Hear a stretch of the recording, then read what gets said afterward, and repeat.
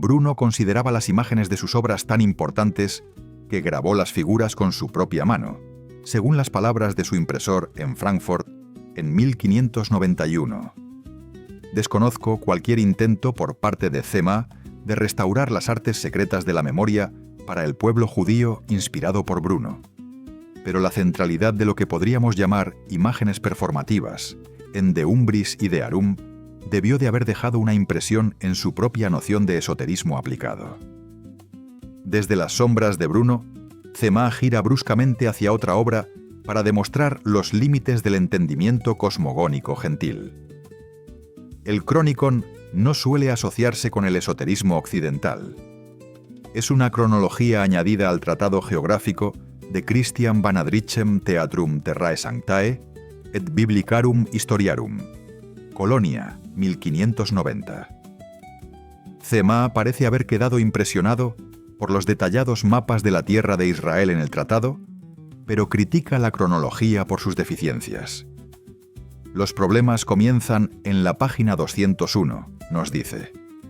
El título del libro y su autor, este último referido simplemente como Hagoi, el gentil, no son nombrados por Cema, pero el Chronicon efectivamente comienza en la página 201.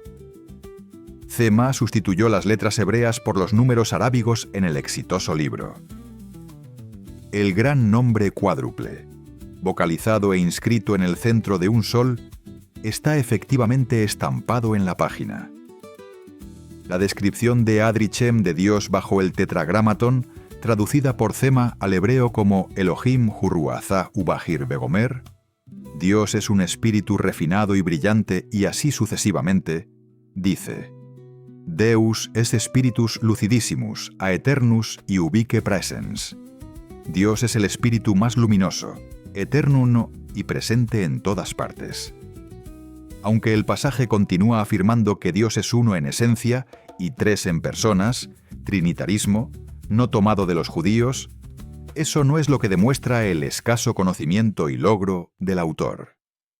En cambio, Cema ridiculiza el relato de la creación de Adrichem.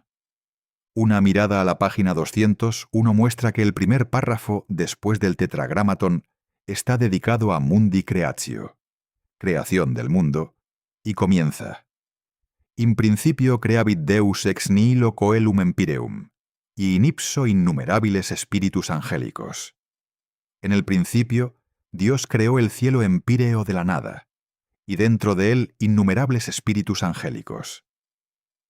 Cema había traducido el pasaje al hebreo como: En el principio Dios creó el 11º firmamento a partir del caos, y dentro de él innumerables espíritus.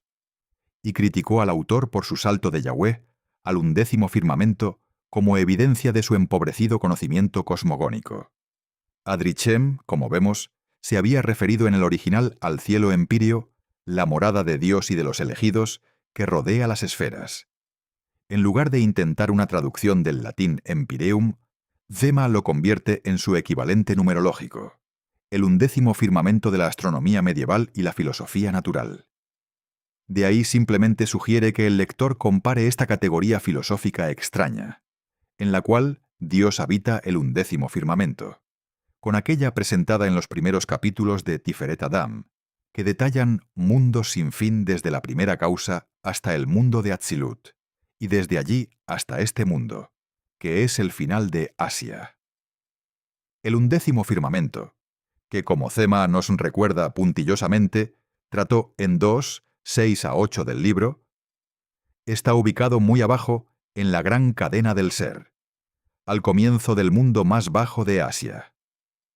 Adrichem conocía el nombre hebreo Yahweh, que encabeza su tratado, hablando de su deuda con la revelación judía, pero por lo demás ignoraba los innumerables mundos conocidos solo por los judíos. Cema tradujo fielmente pasajes de Adrichem, referenció la posición relativa de la discusión de Adrichem en el tratado latino y citó el número exacto de página. ¿Significa esto que Cema tenía una copia de este gran volumen en folio, de varios cientos de páginas en su biblioteca de Jerusalén? Creo que no. Y no simplemente porque la idea de que lo transportara desde Portugal a Salónica, Safed y Damasco sea inverosímil. Las prodigiosas hazañas de memoria logradas por Cema semanalmente en la década de 1630 hacen que su recuerdo de pasajes y números de página no sea más que un testimonio incidental de una mente capaz de registrar todo lo que vio y oyó. Obsérvese también que la referencia precisa de página sigue inmediatamente al tratamiento del Tratado Mnemónico de Bruno.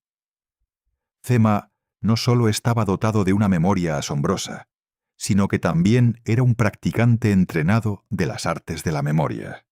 Para Cema, el ejemplo más claro e importante de la inadecuación de la cábala cristiana debía encontrarse en la obra de Heinrich Cornelius Agrippa, a la cual vuelve a continuación en su discusión.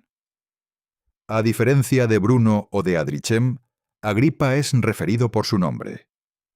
Hay también el gentil que escribió un libro de filosofía oculta, Filosofía Janis Tarot, refiriéndose a de oculta filosofía llamado por el nombre de Heinrich Cornelius Agrippa. En él escribió un poco de toda ciencia, pero no logró presentar ni siquiera una en su perfección, pues mezcló estas ciencias con lo profano y lo impuro, que no será admitido en la congregación del Señor. Deuteronomio 23:4. Aunque Agrippa encontró algunos círculos y signos y dibujos de cábala y escribió sobre ellos, Dios no le concedió el conocimiento de la verdad, sino solo su propia fabricación. Este pasaje claramente hace eco de la declaración inicial de Tiferet Adam, pero aquí Cema nombra explícitamente al cabalista cristiano que tenía principalmente en mente. Como cuenta la historia Cema, Agrippa reconoció la futilidad de sus esfuerzos después de concluir su obra cabalística. Luego escribió un libro posterior en el que expresó su nuevo escepticismo. De incertitudine et vanitates scientiarum, la incertidumbre y vanidad de las ciencias. Agrippa ahora sabía una cosa: nunca conocería la verdad. La historia conviene a la agenda de Cema, pero implica un poco de manipulación histórica, no intencional. Agrippa publicó su De Incertitudine en 1530 y los 3 libros de Oculta Filosofia entre 1531 y 1533. Esta última obra se cree que fue el intento de Agrippa por superar el escepticismo del primero.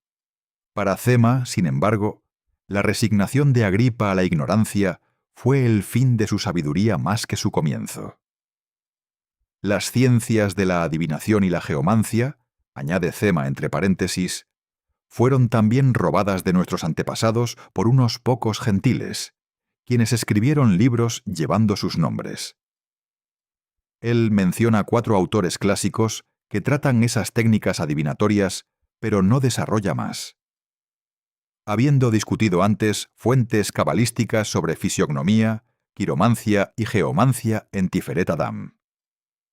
En este trasfondo de la demostrada inadecuación de la cábala cristiana, incluyendo incluso el muy raro manuscrito que Cema tenía ante sí, o de oculta, incluso aquí, comienza su respuesta caracterizando la visión de los Hakameh Hagoyim, los sabios de los gentiles.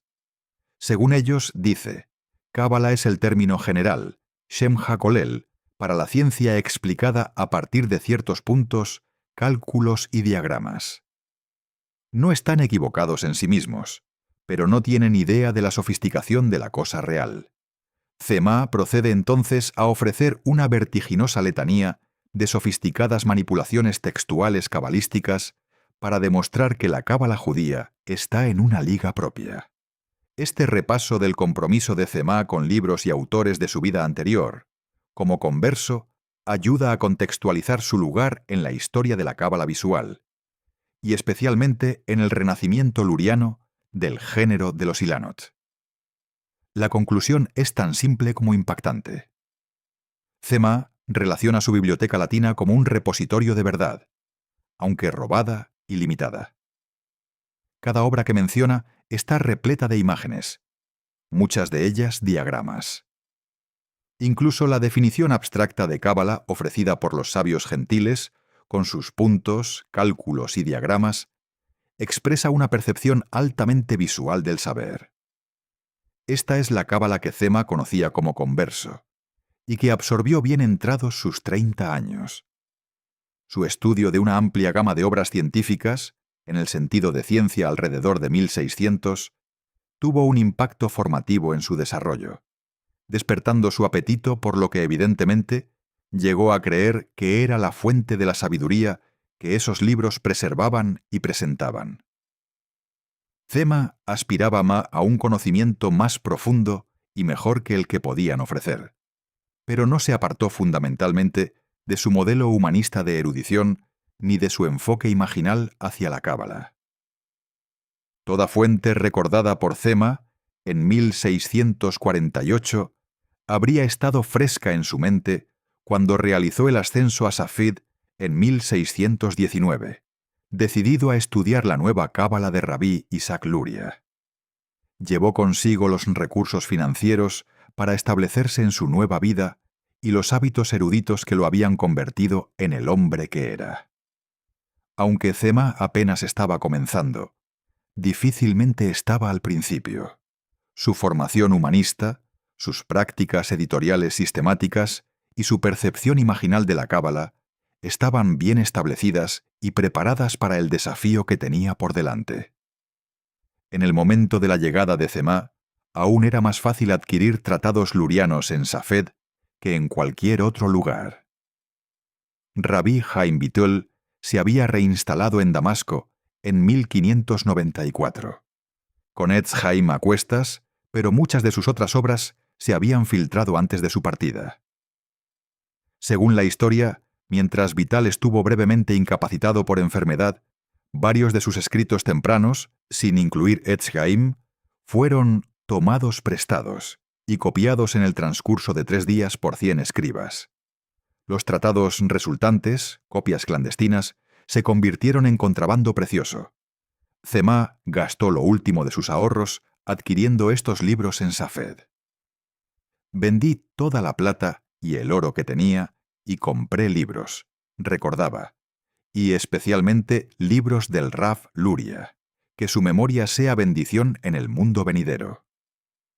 La inversión le ayudó a establecer un modelo de negocio modesto que le permitió continuar su importante labor. Cema recibía donaciones de aquellos a quienes permitía copiar sus manuscritos. Luego, revisaba, corregía y anotaba las copias. Sus ejemplares maestros eran estandarizados e indexados para referencias cruzadas específicas por página. Tales prácticas editoriales meticulosas fueron un sello distintivo del trabajo académico de Cema a lo largo de su vida. Después de aproximadamente una docena de años en Safed, Cema fue a Damasco para estudiar con Rabí Samuel Vital, un gran cabalista por derecho propio y custodio del Etz Yaim de su difunto padre. No se sabe por qué Cema esperó tantos años para estudiar con Samuel. Quizá no quiso presentarse ante el heredero de Vital antes de sentirse digno y preparado.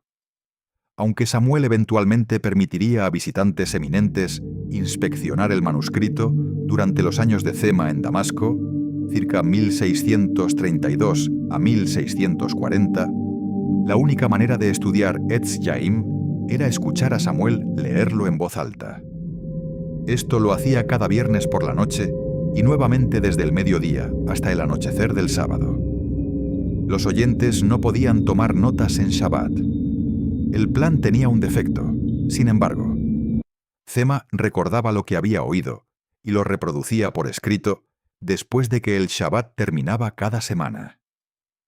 Su biblioteca luriana se expandió así para incluir una serie de libros basados en estas transcripciones de la noche del sábado, precedidos por disculpas por posibles errores derivados de lapsos de memoria.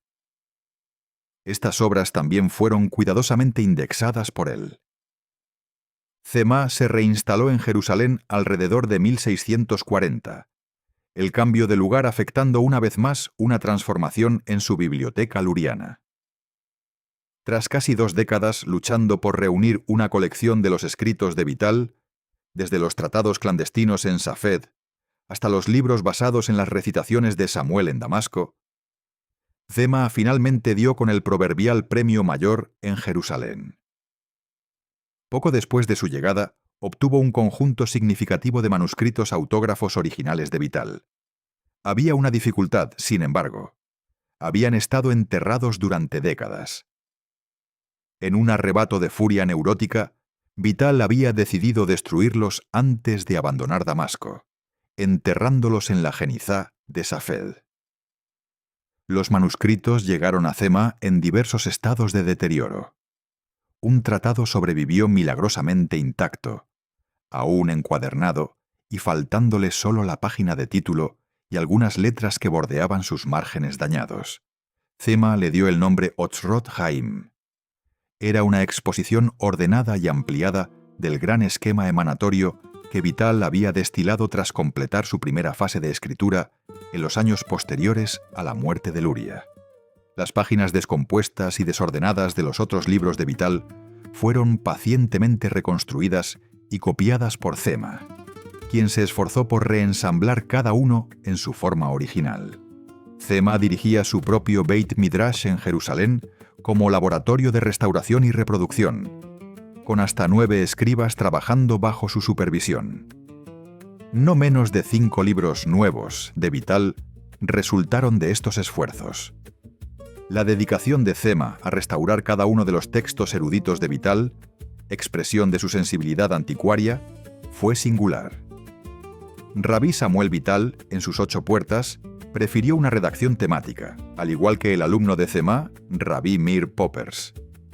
Para decirlo de otra manera, al editar los textos de Vital, Cema se esforzó por recrear lo que había sido escrito. Poppers por crear lo que debería haber sido escrito. La serie jerusalemita de Cema volvió así efectivamente obsoletos sus corpus de Safed y Damasco.